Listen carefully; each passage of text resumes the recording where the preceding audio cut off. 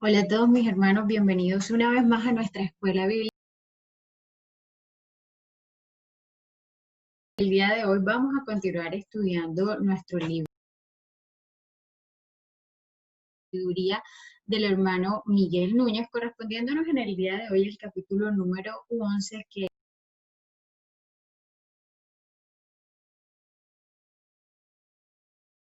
se encuentran en sus casas o en los diferentes lugares. Que Dios los bendiga por acompañarnos una vez más a nuestra escuela bíblica. Vamos a orar para empezar. Bendito Padre que estás en los cielos, gracias Señor por este día, Señor, porque nos permites estar juntos compartiendo tu palabra, Dios. Yo te pido que en este momento, Dios, me uses como un instrumento en tus manos, Dios, y le abres el corazón de cada uno de mis hermanos como me has estado hablando a mí.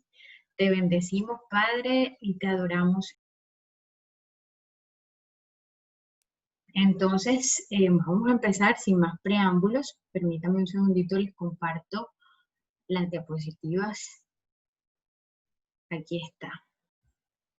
Muy bien, les decía que el tema de hoy era integridad y sabiduría al resistir la tentación, correspondiente al capítulo número 11. Entonces, lo primero que diremos al respecto es que en el libro de Santiago, capítulo número 1, versículo 14, sobre este tema dice, sino que cada uno, refiriéndose a la tentación, dice, sino que cada uno es tentado cuando es llevado y seducido por su propia pasión. Les decía que en el día de hoy vamos a hablar de la tentación, mis hermanos, y vamos a hablar como que de la parte inicial y de algunos conceptos que usted y yo debemos tener claro que son importantísimos sobre la tentación, porque todos somos tentados y que el autor ha llamado como autonomía de la tentación y del pecado. Entonces vamos a ver los conceptos fundamentales sobre la tentación. Lo primero que tenemos que decir es que lo que nos tienta es aquello que nuestro corazón desea. Lo que no representa un deseo de nuestro corazón nunca nos va a atraer. Entender esto es totalmente fundamental. ¿Por qué? Porque cuando usted y yo entendemos esto y nos encontramos en una tentación, no empezamos a culpar a Dios, a la situación, a Satanás, a esto y lo otro, no. Es entender que la concupiscencia, la debilidad está en nuestro propio corazón. Es una situación que nuestro corazón desea. Entonces, es importante entenderlo para no intentar desplazar la culpa frente a aquello que nos atrae, más bien ir al Señor y llevar delante del Señor esa situación que resulta atrayente para nosotros. Segundo concepto fundamental que debemos tener en cuenta es que la tentación jamás proviene de Dios. Mis hermanos, Dios no tienta a nadie, ni puede ser tentado. Nunca, nunca podemos culpar a Dios sobre la tentación. Y esto es así porque en el corazón de Dios no existe mal, el corazón de Dios es puro, es perfecto, es santo. Luego entonces en el corazón de Dios no existe mal. El problema es que usted y yo vivimos en este mundo caído y que nosotros todavía luchamos con nuestra naturaleza, con nuestra carne pecaminosa, y pues todo el tiempo habrán situaciones a nuestro alrededor que despiertan esos deseos que hay en el corazón. Es por eso que es importante entender el tema de la tentación, identificar nuestras debilidades y pedirle a Dios que nos ayude a erradicarlas para así poder vencer la tentación. El segundo concepto fundamental que debemos tener claro sobre la tentación es que la tentación se evidencia en asuntos trascendentales de la vida, pero también en asuntos que parecen insignificantes o tribales, pero que causan mucho daño. A menudo suele ocurrir erróneamente que cuando las personas oyen hablar de la tentación, enseguida en la mente se van como a temas sexuales, de pronto infidelidad, vicios como el alcoholismo, la drogadicción, pero nunca piensan en la tentación, en las cosas sencillas de la vida. Como Peña, nosotros estamos estudiando un libro que se llama Las pequeñas zorras que se comen la viña o algo así, y hablamos de cosas que son insignificantes, mis hermanos, pero que nos van haciendo unas brechas, unos huecos en nuestra vida y terminamos después por abrir campo a eso cayendo en grandes pecados. La ansiedad, el desánimo, la lengua desenfrenada, la crítica, la queja, son cosas que nosotros tenemos que analizar porque en ellas, en esas cosas, podemos estar siendo tentados por debilidad del corazón. Pero entonces ahora vamos a ver cuál es la definición de tentación. Muy bien, la tentación está representada en el hebreo por el vocablo nasá, ese vocablo que ustedes ven ahí, nasá, que significa probar o examinar algo. Ahora, si nosotros vemos esa definición así, per se no significa pues algo malo. Entonces, tenemos que entender que la tentación permitida por Dios, y fíjense el término que estamos usando, permitida por Dios, no producida por Dios. Recuerde que Dios no es la fuente de la tentación. La tentación permitida por Dios solo trata de probar la condición de nuestro corazón. Luego, entonces, cuando usted y yo nos sentimos tentados, esto lo debemos ver como una especie de revelación. Usted y yo cuando somos tentados estamos teniendo una revelación porque nos están revelando cuál es esa debilidad que hay en nuestro corazón. Y esto es una oportunidad para que para ir a Dios y presentársela y decir, Dios te necesito, Dios necesita abordar esas áreas, esas debilidades, sanarlas y modificarlas para poder erradicar esas atracciones, esas pasiones y poder sacar esas cosas que pueden terminar generándonos caída en el pecado. Entonces, como les decía anteriormente, la tentación no es traída por Dios y la epístola de Santiago lo explica bastante bien cuando dice que cuando somos tentados es cosa de nosotros. Dice en Santiago capítulo 1 versículos 13 y 14, cuando alguno es tentado, no diga que es tentado de parte de Dios, porque Dios no puede ser tentado por el mal, ni él tienta a nadie, sino que cada uno es tentado cuando de su propia concupiscencia es atraído y seducido. Bien, entonces, como les decía, esta epístola deja claro que la tentación, la fuente de la tentación, nunca es el Señor, sino que viene de nosotros. Muy bien, entonces teniendo claro esto, hay algo que usted y yo debemos tener en cuenta y tener mucho cuidado con esto, y es que nuestra respuesta determinará si el sufrimiento terminará siendo una prueba para ser superada o una tentación para aplicar. Y en este punto les digo que es muy importante porque muy a menudo suele ocurrir que las personas piensan que ser tentado es igual a pecar. Y no, cuando somos tentados no estamos pecando, es el paso previo a la tentación. María alguna vez me decía lo importante o el problema no es que los cuervos sobrevuelen sobre tu cabeza, sino que hagan nido en ella.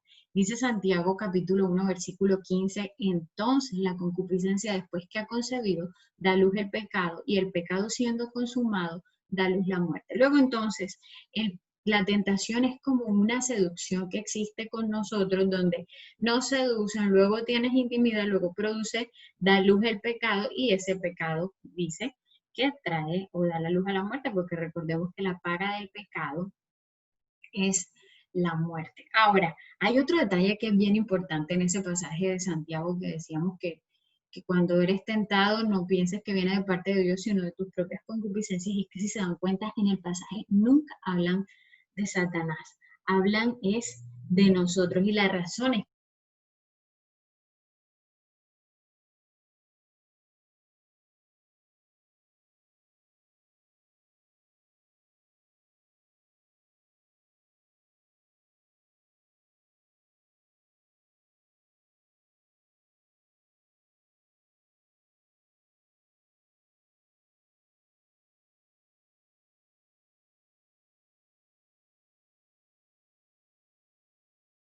siete.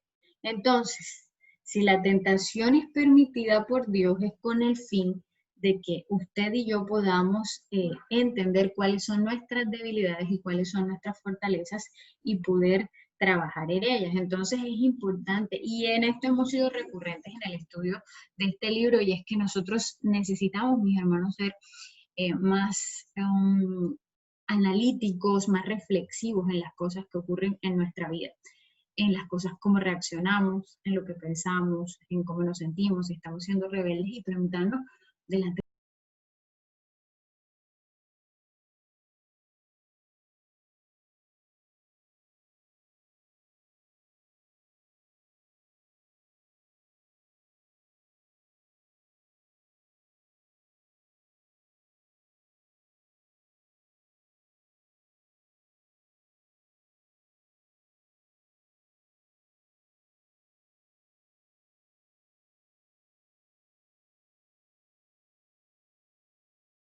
el término peirasmos, peirasmos. Y este término tiene dos acepciones. La primera es que el peirasmos es una tentación con la intención de hacernos pecar, ya sea que provenga de los deseos o de circunstancias externas.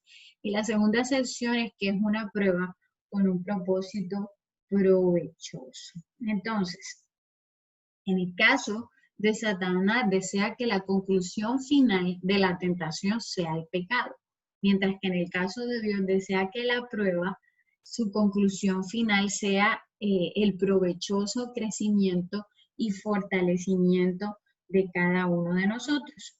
El deseo de Dios es que nos santifiquemos, es que mejoremos, es que crezcamos. El deseo de Satanás es que caigamos, que nos estanquemos, que retrocedamos. Entonces, la intención de Dios al revelarnos cosas en medio de la prueba es que nosotros podamos identificar qué es lo que hay en nuestro corazón. Cuando usted y yo estamos en medio de una prueba, nosotros analizamos a través, si somos analíticos, ¿no? Analizamos a través de nuestra reflexión lo que hay en el corazón. Por ejemplo, a través de la prueba te puedes dar cuenta, me puedo dar cuenta si soy, por ejemplo, orgullosa o si de pronto mi corazón está lleno de crítica, pero pregúntate por qué estoy criticando tanto, qué es lo que me molesta. De pronto estoy molesto o estoy airado por, o de pronto hay mucha queja, entonces puede ser que está frustrado y son cosas que cuando empezamos a reflexionar encontramos, de pronto vas a encontrar, como dice alguien, chichones del pasado que no hemos trabajado en eso y eso nos está generando una grieta, una debilidad y cada rato caemos por ese lado. Entonces, la idea de la prueba es fortalecernos para que nosotros podamos crecer, perdón. Entonces, la diferencia entre la tentación y la prueba tiene que ver con su diseño y su propósito final. La tentación tiene como propósito final y diseño el hacernos caer, mientras que la prueba tiene como propósito final que usted y yo crezcamos, maduremos.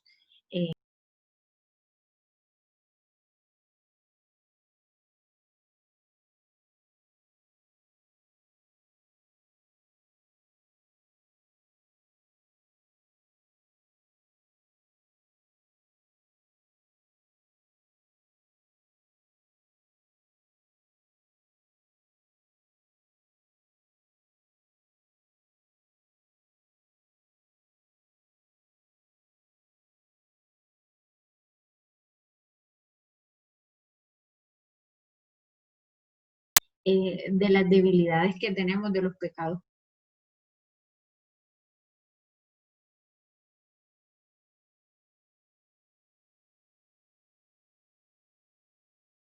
Vas a decir, beneficios de la tentación.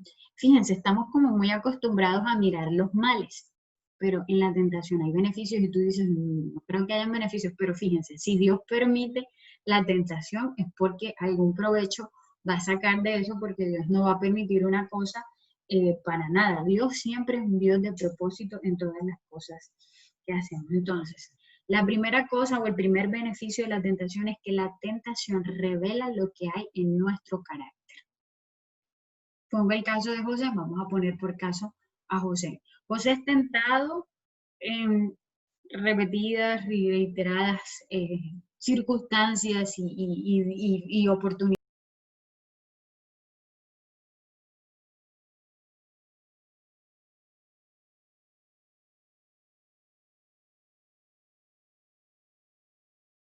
No alegó su condición de hombre para simplemente caer en la tentación. Pero también otro beneficio de la tentación es que revela nuestro compromiso con Dios y hasta dónde estamos dispuestos a guardar sus ordenanzas, porque José no simplemente no cayó, sino que evidenció el compromiso que tenía con Dios a través de su actitud y demostró que estaba dispuesto a ir preso a las consecuencias que sean por guardar los mandamientos de Dios. Muy bien. Otra cosa, otro beneficio de la tentación es que permite que nuestra fe resulte en alabanza, gloria y honor a la hora de la revelación de Cristo. Primera de Pedro, capítulo 1, versículos del 6 al 7 dice, en lo cual vosotros os alegráis, aunque ahora, perdón, por un poco de tiempo, si es necesario, tengáis que ser afligidos en diversas pruebas para que sometida a prueba vuestra fe, mucho más preciosa que el oro, el cual aunque perecedero se prueba con fuego, sea hallada en alabanza, gloria y honra cuando sea manifestado Jesucristo. Y Pedro nos dice a través de este pasaje que eh, la prueba a nuestra fe tiene un propósito y es que nuestra fe resulte en alabanza, gloria y honor al Señor Jesucristo. Mire, la tentación permitida por el Señor busca un mejor final. En la gloria de Dios, el crecimiento y la santificación nuestra. La permitida por Satanás busca en nosotros que usted y yo caigamos. Entonces, cuando miramos la historia de José y miramos cómo pasó él satisfactoriamente esta prueba, vemos cómo esto trajo alabanza y gloria al Señor. Pero ustedes dirán, ajá, pero ¿por qué trae alabanza y gloria al Señor? La razón es sencilla y es porque es Dios quien nos da la capacidad para pasar la prueba. Es Dios quien nos da la capacidad para resistir la tentación. Es Dios quien erradica de nosotros la debilidad que nos hace caer. Y es una cosa que nosotros tenemos que tener muy clara y es el rol de Dios en medio de la tentación es fundamental. Si no es por Dios, nosotros sin duda vamos a terminar cayendo. Nosotros vemos en la Biblia a muchos hombres, vemos a José, vemos a Moisés, a Elías, a David y a, bueno, muchísimos y nos sorprendemos y decimos, wow, qué maravilloso, cómo tuvo tanta fe, cómo fue tan fiel, cómo fue tan respetuoso de la autoridad y tal. Y tenemos una tendencia a exaltar al hombre, pero es importante, mis hermanos, que nosotros entendamos que chévere, que lo lograron hacer, bonito imitar el ejemplo, pero entender que si ellos lograron hacer eso fue por la ayuda o porque Dios se lo permitió. Entonces, no está mal imitar los buenos ejemplos, pero entender que no debemos exaltar a Moisés, a David, sino al Dios de Moisés, al Dios de David, a no permitir que viendo al hombre terminemos eclipsando la obra de Dios en medio de estos hombres de fe, porque como dice Filipenses capítulo 2:13, porque Dios es el que en vosotros produce así el querer como el hacer por su buena voluntad. Eso está en Filipenses capítulo 2, versículo 13, perdón. Filipenses 2:13. Entonces, comprender que lo que nos tienta depende de lo que está dentro de nuestros corazones, esto lo escribía acá en una diapositiva, es conocer uno de los mejores conceptos para crecer en santidad, porque nos llevará a Dios a pedirle para que Él pueda erradicar estas situaciones de nuestra vida. Entonces tú puedes pensar, bueno, entonces como es Dios quien lo hace, yo no tengo que hacer nada. No.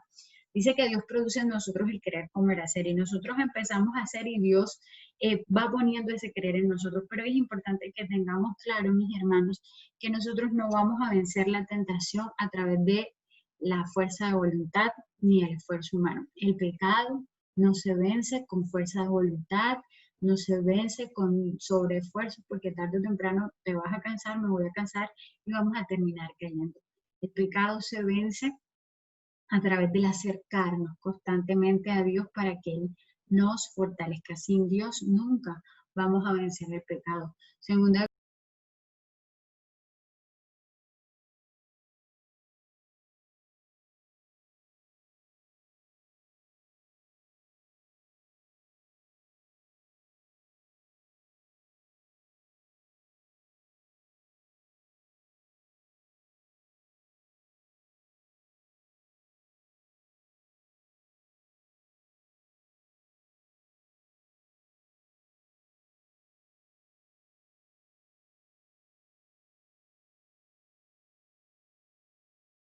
pasivos de la transformación de Dios, como es el caso de Moisés cuando bajó, ahí está el pasaje, dice que su rostro resplandecía después que hubo hablado con el Señor. Entonces, ¿qué hizo ese resplandor? ¿Qué produjo esa diferencia? Contemplar a Dios. Entonces, en la palabra de Dios tenemos su revelación y a medida que nosotros lo contemplamos, a medida que pasamos tiempo en intimidad con Dios, perdón, vamos a ir siendo transformados de una forma natural por el Espíritu Santo y es así como Dios irá erradicando de nuestros corazones cada uno de esos debilidades, esas situaciones que tenemos en nuestra vida que nos hacen débiles, que nos hacen, con el favor de Dios y con su ayuda, podemos ir venciendo la tentación o podemos sortear las pruebas que el Señor nos permite. Muy bien, hermanos, esto era lo que quería compartirles en el día de hoy. Vamos a orar. Bendito Dios que estás en los cielos. Gracias, Señor, por esta oportunidad que me das de compartir tu palabra. Gracias por mi hermano que me escucha, Señor, en su casa, en el lugar.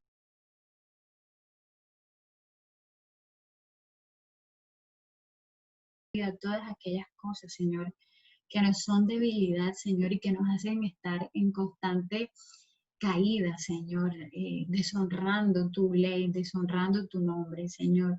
Dios, yo te pido que nos des amor por contemplar tu revelación y que en medio de ella sea confrontada cada área de nosotros, Señor. Dios, que esta palabra no vuelva vacía, sino que produzca el efecto para el cual tú la enviaste, Padre. Te bendigo y te glorifico en el nombre de Jesús, Señor, creyendo que tú escuchas nuestras oraciones. Amén. Mis hermanos, que el Señor les bendiga. Fue para mí un placer acompañarlos el día de hoy. Y los invito para que sigan conectados con todo el contenido que se monta en nuestra sala virtual y en nuestra página web icctg.com. Que Dios